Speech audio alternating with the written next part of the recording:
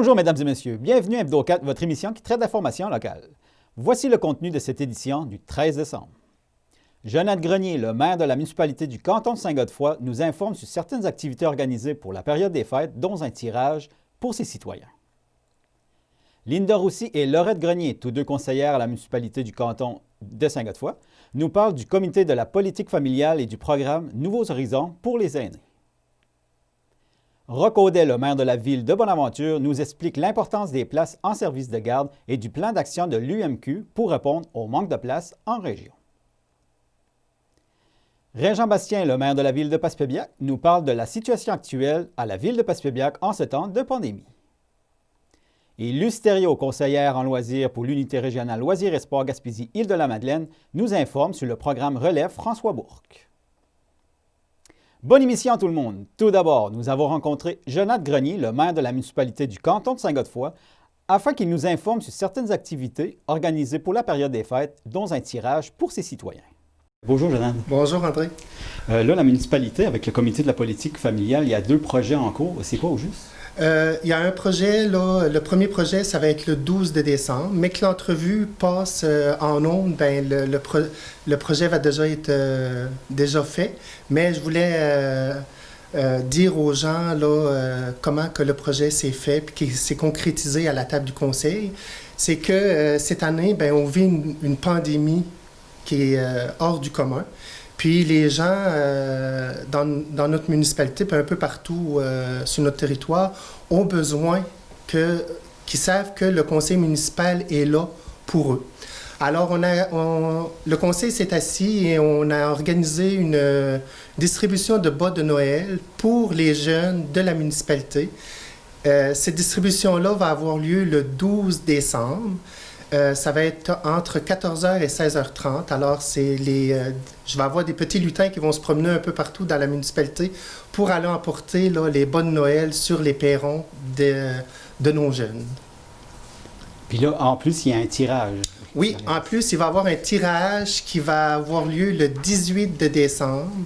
Ça, c'est pour donner un peu de baume au cœur de nos citoyens et de nos citoyennes. Alors, ce tirage-là, la municipalité puis le conseil, on s'est assis puis on a dit, bon, ben, étant donné qu'on vit une situation difficile cette année, la pandémie est là pour rester encore pour un petit bout de temps.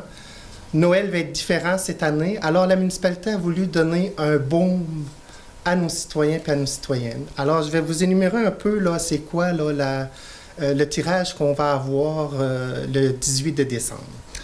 Alors, c'est une gracieuseté du conseil municipal. Alors, il va y avoir un bon d'achat de 25 $ à la pharmacie Jean Coutu, un bon d'achat de 25 $ à la pharmacie Family Prix, un bon d'achat de 25 $ au dépanneur Langlois, ici à Saint-Godefroy, un bon d'achat de 25 $ au garage Éric Grenier de Saint-Godefroy.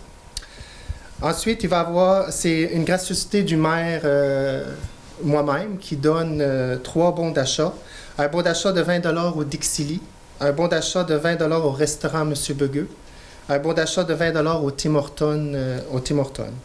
Et aussi, je tiens à remercier le IGA Arbour Leblanc de Passepébiac qui nous a donné 3 daines à faire tirer. Alors, c'est une gracieuseté du IGA Arbour Leblanc. D'accord. Puis les gens qui ont besoin de plus d'informations, qui voudraient participer, ils s'y prennent de quelle façon? Alors, ils peuvent participer soit en nous envoyant un message par notre page Facebook de la municipalité, par Messenger, ou communiquer au bureau municipal au 418-752-6316 ou sur mon cellulaire 418-752-0896. Alors, on prend les noms jusqu'au 17 à 16h. Le tirage est le 18 à midi. Puis là, vous avez une autre annonce à faire aussi. Oui, ben j'ai une petite annonce pour le conseil de fabrique. Alors, la célébration de la Nativité va avoir lieu à Saint-Godefroy le 24 décembre à 22h45. Alors, la population est invitée en suivant les normes de la santé publique. Ça, c'est essentiel. Et aussi, ben, pour dire à la population de Saint-Godefroy que notre bureau municipal va être fermé du 21 décembre au 4 janvier inclusivement. Et voilà. Puis, tu me permets de souhaiter un très beau temps des fêtes à toute la population de Saint-Godefroy au nom du conseil municipal et aussi aux municipalités avoisinantes. Alors, je vous souhaite un très beau temps des fêtes. Soyez prudents. C'est le principal, c'est notre mot d'ordre qu'on a, c'est la prudence. Alors, on veut qu'en 2021, tout le monde nous revienne en santé. Nous y avons rencontré aussi Linda Roussy et Laurette Grenier, tous deux conseillères à la municipalité du canton de Saint-Godefroy, afin d'en savoir un peu plus sur le comité de la politique familiale et sur le programme Nouveaux Horizons pour les aînés. Pouvez-vous nous expliquer, c'est quoi au juste le comité de la politique familiale? Oui, le comité de la politique familiale, c'est des membres du conseil municipal qui ont été choisis pour former le comité. Puis, et on est à l'écoute des gens de la municipalité pour voir à leurs besoins. Qu'est-ce qu'ils ont besoin pour avoir une meilleure qualité de vie? Tout dépend, là. Puis on essaie de mettre ça en marche pour essayer de les aider le plus possible. OK. Ça passe par des activités? Ou... Oui, il y a des activités, il y a aussi des projets qui peuvent être, qu'on peut essayer de monter pour essayer de les aider aussi, parce qu'il y en a des fois qui sont à mobilité réduite ou des gens qui sont seuls, qui n'ont pas de véhicule pour aller faire leur commission. Fait que dans ce cas-là, des fois, c'est le fun d'avoir de l'aide. OK. C'est pour les personnes de tout âge qui en ont besoin? Oui, oui. Okay. Vous avez un nouveau projet qui est en marche, c'est le projet Nouvel Horizon. C'est quoi au juste? Oui, ça c'est un projet que le comité de la politique familiale a travaillé très fort pour monter avec Mme Jennifer Hayes, depuis début 2018, pour venir en aide et essayer d'aider les gens, qui ont un besoin dans la municipalité, comme faire des commissions, être à l'écoute de ces gens-là, ceux-là qui vivent de solitude, juste pour avoir un appel le matin, des fois, ça peut faire un gros changement dans leur vie. Ça peut les aider à passer une meilleure journée. OK. Fait que ça, c'est un nouveau projet. Ça rentre vraiment dans le cadre du comité, là. Oui. Puis, à quelle étape vous êtes rendu au juste?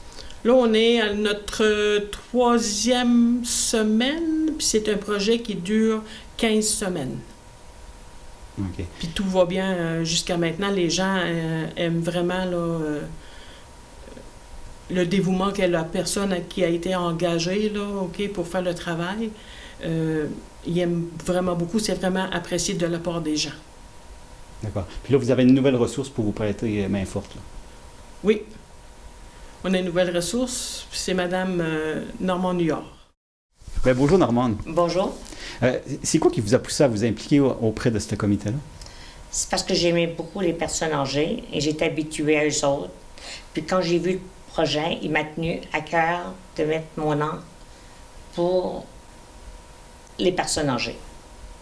Puis d'après vous, c'est quoi les besoins? Les besoins, c'est de leur téléphoner, jaser, puis faire leur commission. La municipalité me donne la permission de faire leur commission chez IGA, à la pharmacie, au CLSC, à l'hôpital. Ils sont beaucoup contents de tout ça. Bonjour, Laurette. Bonjour. D'après vous, là, c'est un projet de 15 semaines. Mais pensez-vous que ça prendrait plus que 15 semaines pour faire le tour du projet? Bien, idéalement, ça serait bien qu'il y aurait une continuité parce que les gens, moi, je trouve que les gens ont apprécié ce projet-là. Ils étaient dans le besoin, tu sais. C'est sûr que notre employée, Mme Normand-Duhard, a fait un super de beau travail jusqu'à présent. Puis les gens ont été rassurés dans les maisons, ont adoré ça. Puis avec l'habitude qu'ils avaient, bien, ils aimeraient qu'il y ait une continuité. Puis ça, ben, c'est sûr qu'on va discuter, tu sais, pour voir si que, oui, on peut aller plus loin maintenant. Là. On voudrait remercier Mme Normand-Duhard, qui fait partie du projet, qui est en branle présentement. Elle fait un très beau travail. Les gens l'apprécient beaucoup. Elle fait ce travail avec cœur. Et c'est sûr que les gens en redemandent aussi. Là. Tu sais, c'est quelque chose de gros comme Mme Normande fait présentement. OK? Elle appelle les gens chez eux. Elle les rassure. Elle va voir les besoins. OK? Puis la municipalité de Saint-Godefroy n'a que d'éloges et de remerciements pour Mme Normand-Duhart. Je voudrais remercier Monsieur le maire, la politique familiale, de contribuer aux citoyens et citoyennes de Saint-Godefroy. Merci. Le maire de la ville de Bonaventure, M. Roch-Audet, nous explique l'importance des places en service de garde et nous informe aussi sur l'Union des municipalités du Québec, l'UMQ, et de son plan d'action pour répondre au manque de places en région. Bonjour, M. Audet. Bonjour. Pouvez-vous nous rappeler qu'est-ce que l'UMQ au juste? C'est quoi son rôle? Bien, le rôle de l'UMQ, c'est une union, c'est une association qui représente et qui soutient des municipalités. Donc, il y a deux unions, la FQM et l'UMQ. Nous, on est membre de l'UMQ, l'Union des municipalités du Québec. Donc, c'est par choix. On trouve que l'union nous représente mieux sur les besoins qu'on a. Donc, comme ville de centralité, il y a des caucus qui existent de municipalités locales, ville de centralité, métropole et des cités régionales. Donc, il y a 4 types de caucus. Puis nous, on est dans celui des caucus de ville de centralité. Puis on est toutes des villes qui se ressemblent avec les mêmes besoins, que ce soit de 35 000 habitants ou 3 000 habitants. Mais on a tous les mêmes besoins, toutes les mêmes réalités, fait qu'on travaille ensemble. OK. Puis là, dernièrement, le 3 décembre dernier, vous avez eu une rencontre par téléconférence? Bien, toujours par visio encore. Là, oui, ça fait depuis le mois de mars qu'on est en visio, oui. avec le ministre de la Famille, Mathieu Lacombe. Qu'est-ce qui en est sorti? Ça a-tu bien été? Bien, je vous dirais, ça fait quelques années qu'on demande à travailler. On cherche à travailler une façon de travailler sur les problématiques de services de garde. Dans le développement d'une communauté, les résidences, le développement résidentiel et locatif, et les services de garde deviennent un moteur essentiel pour pouvoir accueillir de nouvelles familles. Donc, à ce moment-là, on a travaillé depuis un certain temps à essayer de trouver des alternatives, mais on était rendu là à rencontrer le ministre pour lui faire part de nos différentes réalités régionales et aussi à lui proposer notre aide, donc notre façon de travailler ensemble, trouver des solutions pour contrer la problématique des services de garde parce qu'il manque des places dans les milieux de services de garde. À ce moment-là, il faut qu'on trouve des façons de les combler. OK. C'est quoi les principaux problèmes que ça amène? Bien, ça amène qu'il y a des familles qui partent. Il y a des familles qui sont prises avec des enfants qui ne peuvent pas envoyer en service de garde, donc ils ne peuvent pas retourner sur le marché du travail non plus. Donc, ça amène tout ce niveau de détresse-là, je dirais, en quelque part, parce que pour des communautés qui ne peuvent pas accueillir des gens, c'est problématique. Mais pour les gens qui sont en place, c'est problématique aussi parce qu'ils ne peuvent pas retourner assez rapidement sur le marché du travail. Donc, ils peuvent prendre des congés beaucoup plus prolongés. Puis surtout, quand tu viens d'extérieur, tu as moins de réseau familial en place qui peut te soutenir et t'aider. Donc, à ce moment-là, ça crée d'autres problématiques aussi. Fait que moi, je dirais que c'est une problématique généralisée, générale au niveau de l'organisation du travail, l'organisation familiale, et aussi pour le développement économique, pour les communautés. OK. Puis là, vous avez des solutions. Il y a des solutions possibles. Bien, actuellement, le CPE de la Baie, qui est sur notre territoire, a un projet de 32 places, rénovation, sauf que ça va coûter des sous supplémentaires. C'est ce qu'ils sont en train de travailler comme projet, eux autres, peut-être d'aller vers une construction neuve. Mais, entre-temps, le temps de réaliser tout ça, des parents sont en besoin. Ils ont des parents, des enfants qui cherchent une place. Donc, il y a 32 places de disponibles, mais il n'y a pas de lieu pour les accueillir. Fait que nous, ce qu'on propose, c'est un endroit pour les accueillir. Puis, ce qu'on souhaite, c'est que le ministère ait la souplesse, ait la possibilité de pouvoir nous autoriser à utiliser ce lieu-là qui se trouve au centre Bonaventure. On demanderait des adaptations mineures, donc presque pas d'investissement, pour pouvoir alléger la liste d'attente au niveau du CPE de la Baie. Puis, c'est ce qui va être proposé prochainement? Bien, ça lui a été déposé. J'ai eu l'occasion d'y en parler justement jeudi dernier. Mais 2 semaines auparavant, on l'avait rencontré avec le CPE de la Baie aussi, pour lui déposer quatre scénarios, en fin de compte, dont 2 qui sont à retenir pour nous. Donc, ça serait d'aller vers une construction neuve et le scénario alternatif pour les places au centre Bonaventure. Puis, il est en train de regarder ça, sauf que la marge de manœuvre à l'intérieur des règles administratives est limitée.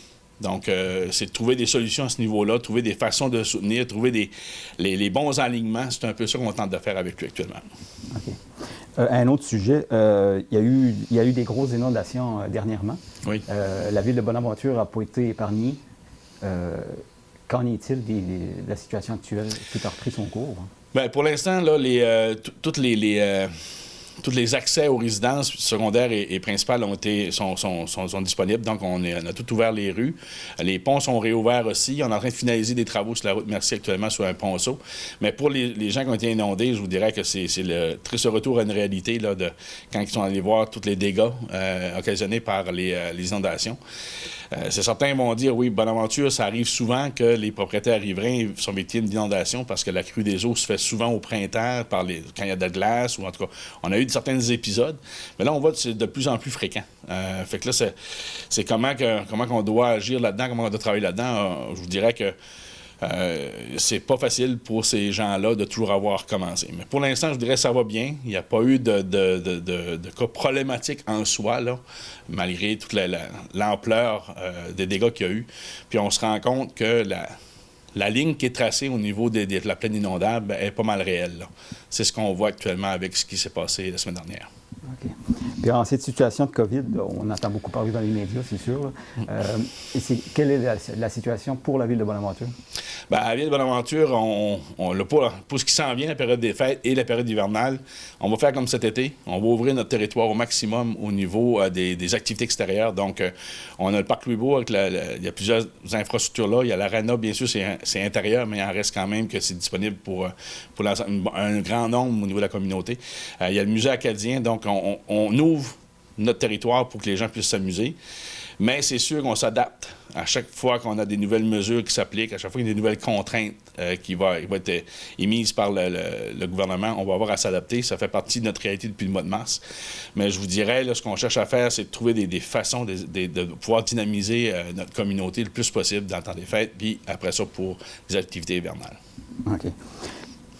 Puis pour la période de 2021, quelles sont les priorités? En priorité, on est une année de nouveau rôle, on est dans une année d'élection, donc, puis on est dans une année de finir des projets, donc on a entamé beaucoup de projets depuis 7 ans. Je vous dirais que là, on est vraiment dans la fin. Donc, il y a eu le circuit des plages qui a été vraiment mis en place cet été au niveau de nos plages de la mer. Là, il y a des petites affaires à finaliser à ce niveau-là. L'aréna s'est finalisée, la rue Louisbourg elle se finalise tranquillement. Il y avait encore quelques petites affaires à finir à ce niveau-là. Puis on devrait enclencher de nouveaux projets comme l'Hôtel de Ville, la route Saint-Georges à rénover. Donc, puis aussi, on a toute l'analyse au niveau de la route du chemin de Tivierge aussi qu'on doit travailler. Donc, il y a beaucoup de travail encore qui se fait. Mais notre grand défi 2021 va aussi s'ajuster au niveau de la COVID. Donc, toutes les mesures sanitaires, on va avoir à vivre avec ça encore. Puis, on a le camping Beaubassin aussi qu'on doit rénover. Donc, tu sais, il y a beaucoup de choses encore qui est dans l'air et qu'on doit travailler. Donc, on a encore de grands défis. Lors de notre dernière rencontre, Régent Bastien, le maire de la ville de Passepébiac, nous a résumé la situation actuelle à la ville de Passepébiac en ce temps de pandémie. En ce temps de COVID, il y a plusieurs services qui sont maintenus, qui sont présentement en opération. C'est quoi les services qui sont maintenus, puis qu'est-ce qui va réouvrir dans pas long? En fait, ce qui est maintenu présentement, on parle de l'Hôtel de Ville, qui est toujours ouvert depuis le 25 mai de cette année.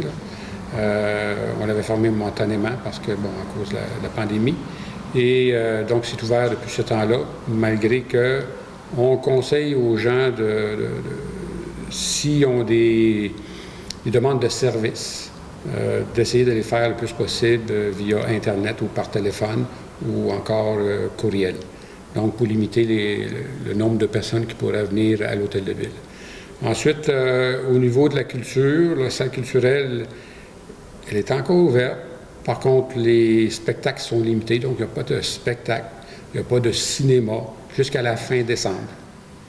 Toutefois, il y a quand même des 5 à 7 qui sont faites présentement. Au niveau de la bibliothèque municipale, c'est toujours dans le sens que les services sont offerts, mais les gens doivent réserver par Internet ou par téléphone. Et ensuite, ils viennent recueillir leur bouquin ou autres documents qu'ils veulent réserver. Donc, ils peuvent le prendre le lendemain matin. C'est 2 fois par semaine.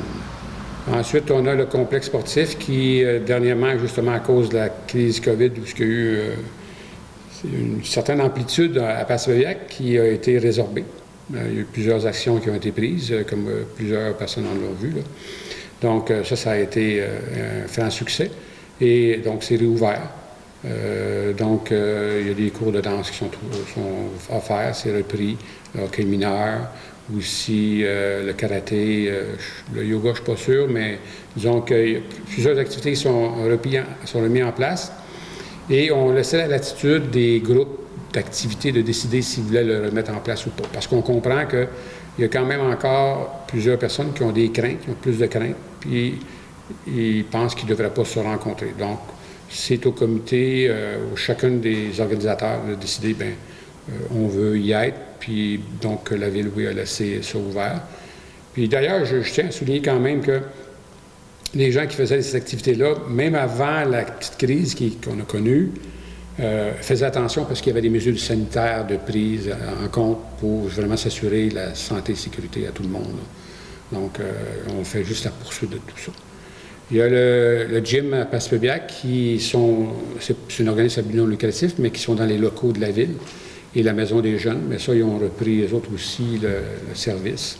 Donc, toujours en respectant les mesures sanitaires. Donc, le centre plein air Monticole, ça va ouvrir très bientôt, surtout qu'on peut avoir de la neige. Pas parce que j'en désire, mais disons que je suis sûr que plusieurs amants de la nature, des motoneiges, etc., ils aimeraient bien en voir un petit peu de neige bientôt. Donc, pour eux, je leur en souhaite. Et à ce moment-là, on va pouvoir ouvrir le centre plein air. Et le centre plein air va être ouvert, on ne sait pas encore de quelle manière, mais il faut s'assurer justement de la protection, justement les mesures sanitaires, les mettre en place. Et assurément, le ski de fond, on peut penser que ça ne sera pas nécessairement une problématique, parce que c'est à l'extérieur, la raquette aussi. Donc, la plupart des sports, c'est à l'extérieur. Il va juste à vérifier la question, lorsque tu veux aller te restaurer quelque peu, aller aux toilettes, etc., comment on fait ça? Pour s'assurer justement de la distanciation, etc. Pour ceux et celles qui n'ont pas encore été voir le village du Pôle Nord à la halte routière de Passepébiac, nous vous invitons à aller y faire un tour d'ici le 7 janvier. D'ailleurs, en raison de l'énorme succès de la boîte aux lettres du village du Pôle Nord, la Ville de Passepébiac a besoin de parrains et de marraines afin que tous les enfants qui écrivent au Père Noël reçoivent un livre. Alors, toute personne intéressée à faire un don à titre personnel ou à organiser des collectes de dons et ou de livres sont invités à communiquer par téléphone au 418-752-5200 poste 1 ou à se présenter à la billetterie du Centre culturel de Passepébiac du mardi au vendredi entre midi et 17 h. C'est le temps des inscriptions pour le programme Relève François Bourque. Luce Thériault, qui est conseillère en loisirs pour l'unité régionale loisirs et sports Gaspésie-Île-de-la-Madeleine, nous informe à ce sujet. Bien, bonjour Luce. Bonjour André. Ça va bien? Oui, super bien. Vous aussi? Oui. Pouvez-vous nous expliquer c'est quoi au juste le programme François Bourque? Oui, le programme Relève François Bourque est un programme méritant qui s'adresse aux athlètes, soit sportifs ou du milieu culturel, qui se démarquent au niveau minimalement provincial. C'est un programme qu'on a depuis une vingtaine d'années à l'unité régionale loisirs et sports, puis qu'on lance, on lance à chaque année pour souligner les nouveaux athlètes actifs dans le réseau. C'est quoi l'objectif premier? Oui, l'objectif premier du programme Relève François Bourque, c'est de promouvoir la pratique du loisir et du sport de haut niveau, mais surtout, les récipiendaires, eux, sont des véritables ambassadeurs pour la région. Donc, on veut reconnaître leur niveau et en faire la promotion. Donc, pour que ce soit des modèles inspirants pour des plus jeunes pratiquants dans la région. OK. Mais c'est pour qui au juste? Qui peut y adhérer? En fait, c'est tous les sportifs qui pratiquent dans des clubs ou encore des personnes qui pratiquent des activités de loisirs et qu'ils ont un niveau provincial, voire international. On peut penser au niveau du cirque ou au niveau de la pratique de piano ou quand on pense au sport, bien, ça peut être dans l'athlétisme, ça peut être dans la natation. Quand ils font des compétitions au niveau régional et qu'ils atteignent un niveau provincial, voire national, ils peuvent appliquer au programme. Et ce que ça fait, le programme, c'est lorsqu'ils ont la reconnaissance. Donc, quand ils sont nos ambassadeurs régionaux, l'URLS remet une bourse d'un montant de 500 $ à chacun des athlètes qui a cette reconnaissance-là. Y a-t-il des critères bien spécifiques pour être capable de faire une demande? Il faut être résident gaspésien ou aux îles de la Madeleine. Et si l'athlète ou le pratiquant ne vit pas dans la région parce qu'il pratique à un niveau plus élevé, il faut qu'un de ses parents soit résident de la région. Ensuite, comme critère, ben oui, il faut qu'il y ait une démonstration de ces compétitions qui a été effectuée, soit par un curriculum vitae de ses dernières réalisations ou c'est ça, les standards. Là. En fait, nous, lorsqu'on fait l'analyse des demandes reçues, on se réfère aux fédérations provinciales ou associations du milieu culturel là, du milieu du loisir pour valider que cet athlète est bien affilié et reconnu au niveau provincial. Puis là, les personnes qui sont intéressées à faire une demande, ils s'y prennent comment? Le formulaire est en ligne sur le site urlsgym.com. Donc, il y a tous les détails sur notre site web. Ils peuvent également me contacter par courriel ou par téléphone pour avoir plus d'informations. Donc, ils doivent avoir complété le formulaire en ligne, envoyer le CV, avoir une lettre d'appui de leur entraîneur. Effectivement, j'ai oublié de le mentionner. Et la date limite, donc on a lancé le programme au début décembre, puis la date limite est le 27 janvier 2021 pour nous remettre tous les formulaires. OK. Ça, c'est un programme qui revient toutes les années, là. Exact. Puis là, on est conscient qu'il y a eu le contexte de la pandémie là, depuis mars 2020, mais à chaque année, quand on souligne les athlètes, on souligne les athlètes qui ont atteint le niveau dans l'année précédente.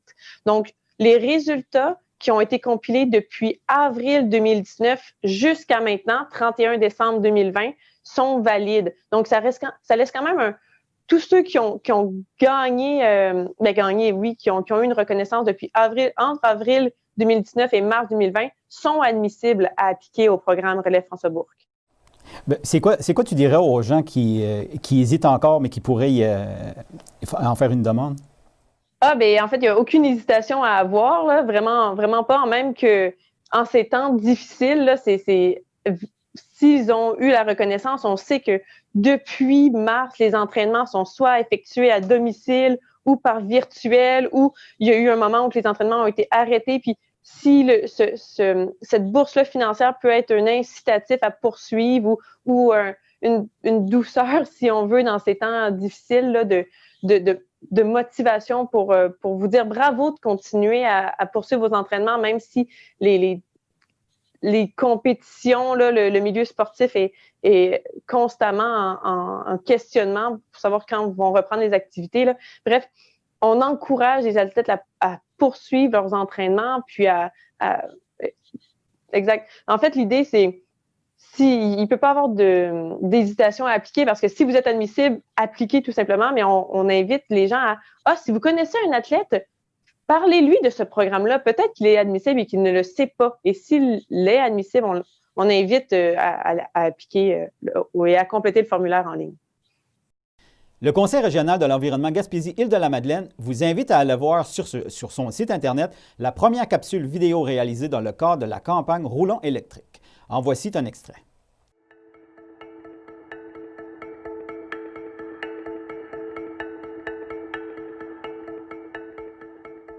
Moi, je possède une Nissan Leaf depuis juillet 2014. Je m'en sers pour les trajets quotidiens, aller au travail, conduire ou chercher les enfants au service de garde.